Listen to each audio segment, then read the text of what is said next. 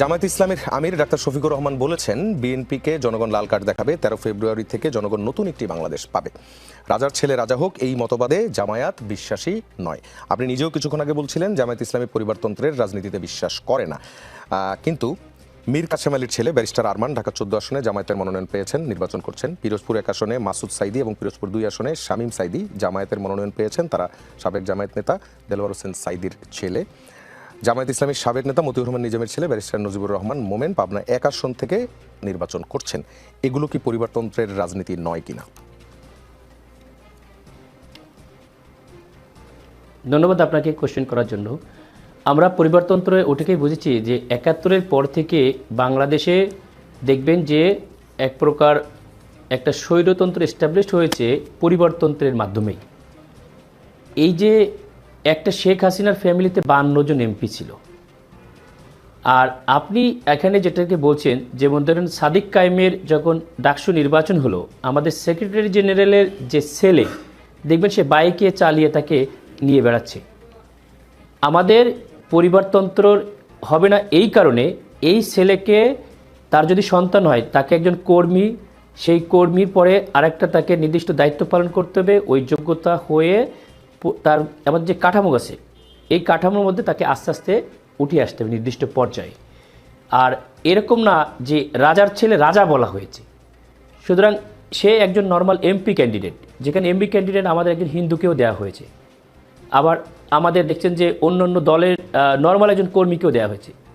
ওই জায়গায় আমাদের নর্মাল যে ব্যক্তিরা একটা ভোটের মাধ্যমে তাকে সিলেক্ট করে, ভোটের মাধ্যমে সিলেক্ট করার পরে তারপরে ওইখানকার স্থানীয় লোকজন যারা ব্যবসায়ী বা এলিট তাদের একটা মতামত হয়। এই মতামতের ভিত্তিতে কিন্তু আমাদের একটা ক্যান্ডিডেট নির্বাচন করা হয়।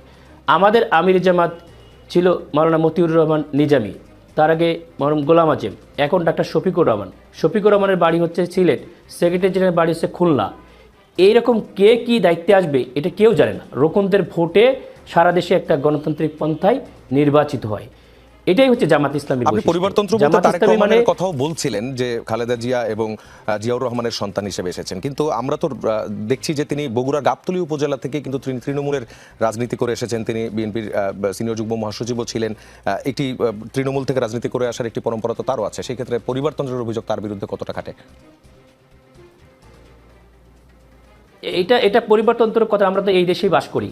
2001 থেকে 2006 সালের যে হিস্ট্রি যেটা নিয়ন্ত্রণ করেছে একেবারে ডাইরেক্ট পর্যায়ে, এটা আমরা খুব ভালোভাবেই দেখেছি। এটা মানুষকে মনে খুব বেশি ব্যাখ্যা করার খুব লাগবে না আর কি, যে কি পর্যায়ে কি যোগ্যতায় বা কোন পর্যায়ে কিভাবে আসলো, এটা এই দেশের মানুষ খুব ক্লিয়ার।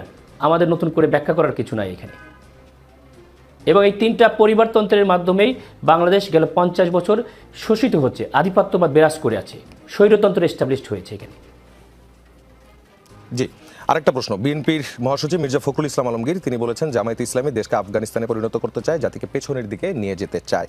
নারীদের নিয়ে জামায়াতের যে অবস্থান তার সাথে আফগান তালেবান সরকারের অবস্থানের পার্থক্য কোন কোন জায়গায়, কোন জায়গা থেকে আপনি এই বক্তব্যকে ডিনাই করবেন?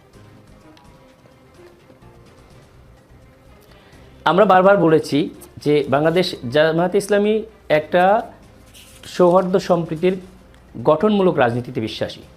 সেটা আমাদের ক্যান্ডিডেট দেখবেন। আমি ওপেন চ্যালেঞ্জ করেছি, আমি কোনো সন্ত্রাস করি নাই, কোনো দুর্নীতি করি না। আজ পর্যন্ত আমার নামে একটা কেস নাই। আমি 20 বছর চিকিৎসা পেশায় আছি।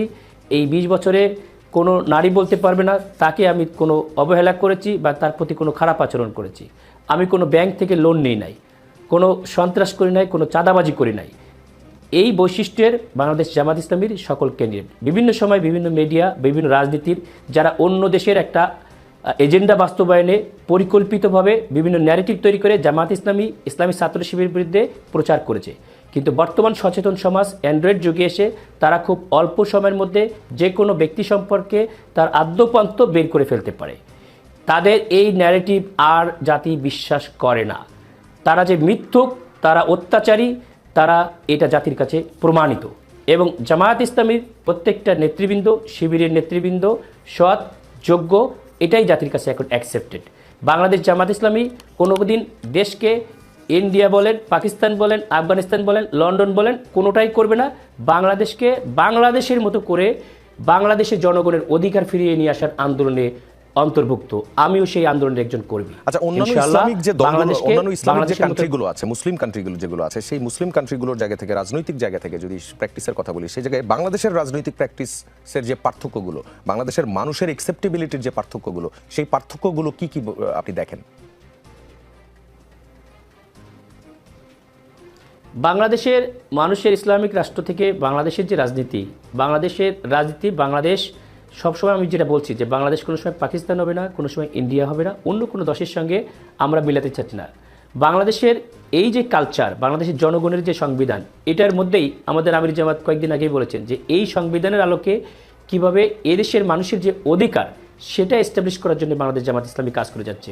অসংখ্য উদাহরণ আছেন, যেমন দেখবেন যে 5ই আগস্টের পরে 27তম বিসিএস এখন জয়েন করছে, 30তম বিসিএস এখন জয়েন করছে। অনেক প্রমোশন বন্ধ হয়েছিল কেন? ডিজিএফআই ভেরিফিকেশন, এনএসআই ভেরিফিকেশন, রাজনৈতিক ট্যাগ। তাহলে আপনি কি মেধার মূল্যায়ন দিলেন?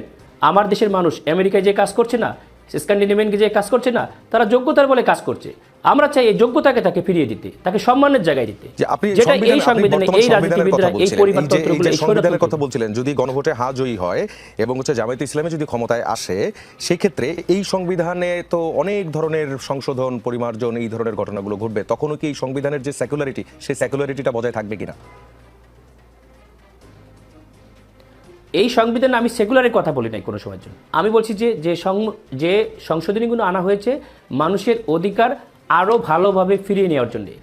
যখন এই যে ফ্যাসিস্ট হয়েছে, এই মধ্য থেকে কাঠামোতে আমলাতন্ত্র বড় আকারে এক্সপ্যান্ড করছে, তারপর রাষ্ট্রীয় পর্যায়ে দীর্ঘদিন ক্ষমতায় থাকা, এগুলো সংস্কার করে ভবিষ্যতে এই সংবিধানের লোকে বাংলাদেশের মানুষের অধিকার আরও বেশি অক্ষুণ্ণ হবে ইনশাল্লাহ।